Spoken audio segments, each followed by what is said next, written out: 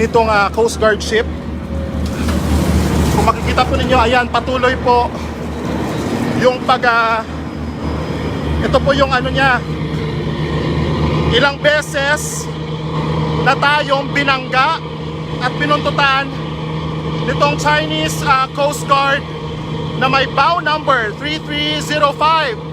Kani-kanina lang po ay tinamaan muli yung barko natin nitong napakalakas na water cannon ng China Coast Guard.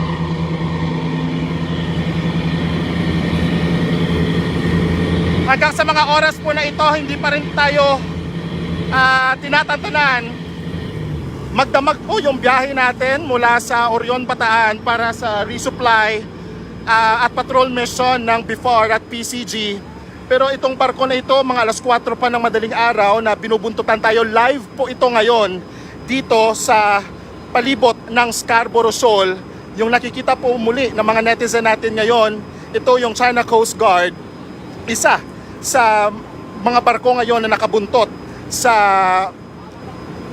convoy natin, kumbaga, kasi kanina may escort din tayo na PCG vessel, pero nahiwalay na po yan sa mga oras na ito, pero patuloy pa rin ang buga ng tubig nitong China Coast Guard. 2 beses na tayong binangga kani-kanina lamang, at ito mga 10 beses na tayo winotter cannon.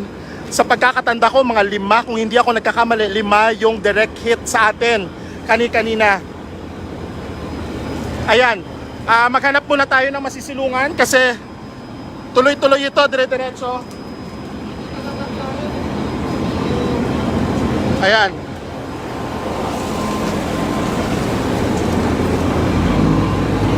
Patuloy po. Opo.